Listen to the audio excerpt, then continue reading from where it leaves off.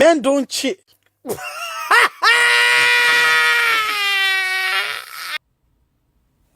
Oh, hello there. Thought for dramatic effect, I'd give you a motherfucking story time. Let me tell you what happened to me about 6 years ago. So a year after my mother transitioned into being my ancestor,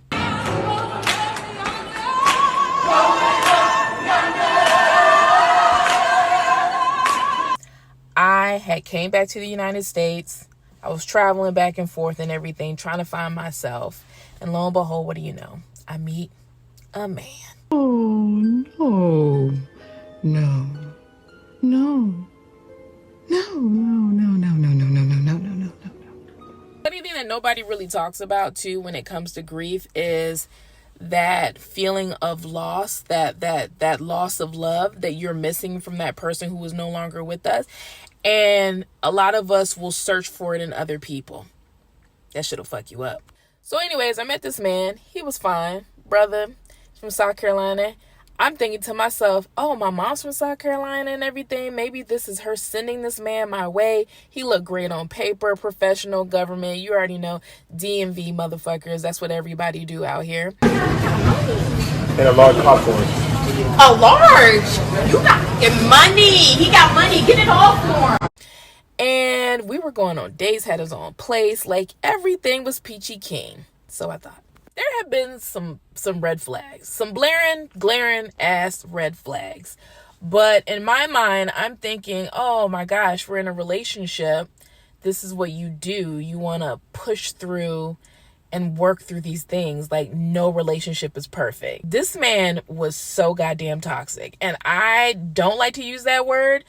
This nigga was toxic. He had me not listening to my own boundaries. Like, I have a personal rule. I do not share my social media with people that I'm dating or potentially dating. And he was on my social media. When I used to bartend back in college years ago, one of my old clients used to come in because it was a hotel, local spot.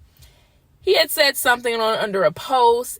And then homeboy, mind you, I'm on my way to South Carolina to do whatever business of my mother's affairs and shit with my dad and my cousin in the car.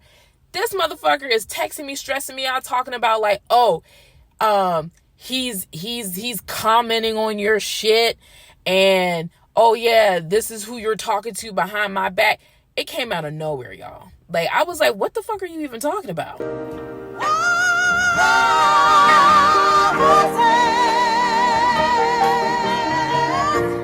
I'm talking about, I'm doing everything to pacify this man and make sure that he knows that he's the only man that I'm seeing. I've given him no reason to not trust me. And then he hits me and throws something in my face that I have no control over, someone commenting on my shit. Y'all's at the fucking south of the border. When I tell you, it made me sick. You know, when you deal with someone and they make you like physically ill, that's when I knew then I should have left that motherfucker alone. And I still did not leave him. Now, keep in mind, this was a quick relationship. I'm talking about like 3.5 months tops, maybe. But I did not leave him when I should have. And he was a functioning crackhead. Now, y'all call this shit Adderall. I call it when you have someone who comes to your house and sell it to you and it's not prescription anymore. You're a functioning ass crackhead. I'm saying, throw it the first rock and I shout, smoketh it.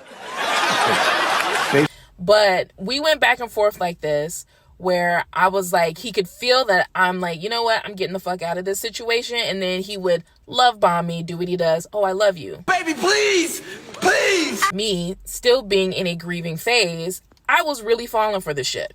I do. The shift happened for me in the summer of 2019 before I went to Acapulco for my birthday. I was staying with him. I had to do something. I left my bags in his apartment. Tried to hit him up because I needed to get my bags and my passport was in there, and he was not picking up the phone. He was not picking up the phone. And I had to leave for a flight the very next day, I think around like afternoon, evening time. And I'm freaking the fuck out. You're not picking up the phone. I do not have access to get into your apartment. There's key fobs and shit. I'm freaking out.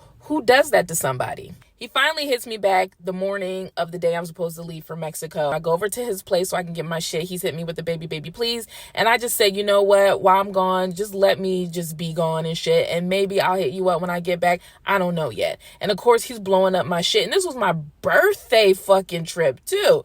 So I was like, it's not sitting well with me. I get back against my better judgment. I accept his phone call. He ends up taking me to Virginia wine country. Yes, Virginia does have a wine country if you didn't know. And we're out there and I was freaking out because I hadn't had my period in a minute. You know, grown folks stuff. And I was like, that was the moment that I said, I cannot be pregnant by this motherfucker. And if I am, that motherfucker will never see the light of day. Also, definitely wasn't pregnant. I was on some different medication and it fucked up my whole shit. But I got back to my regularly scheduled programming. So in the midst of all this, he decides that we need to plan a trip overseas. And we got tickets to go to Germany and we were just going to be like hopping from country to country to country. I said, all right, that's cool. Meet my father though. Because, you know, we're still dealing with grief. It's only been 1 year since my mother has transitioned. And he's like, I don't understand. Like, why would I want to meet your dad? I'm the only fucking child. Like, yeah, meet my fucking father. He didn't understand that concept. And again, I was like, you have red flags out the ass. Why am I with this fucking man? It was because, like, I thought that he had his shit together and he was a little older than me. He wasn't shit. I think like a week or two before we're headed to Germany, we have a lunch that he is rushing me for. And something is just not sitting right in my spirit. And I'm like, why are you rushing me? He's erratic. He's not making any sense. I'm like, something is not right. So I decide to create a Tinder page and see if I can find this motherfucker on Tinder. And guess what? Tell me what you want.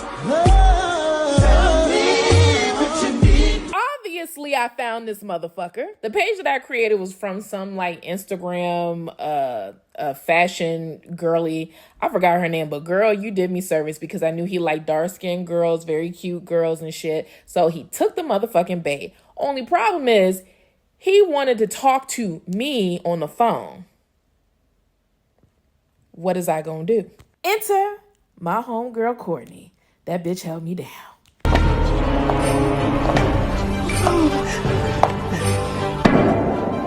Well, well. Now the Gemini has entered and she's in her villain bag. Part 2 tomorrow.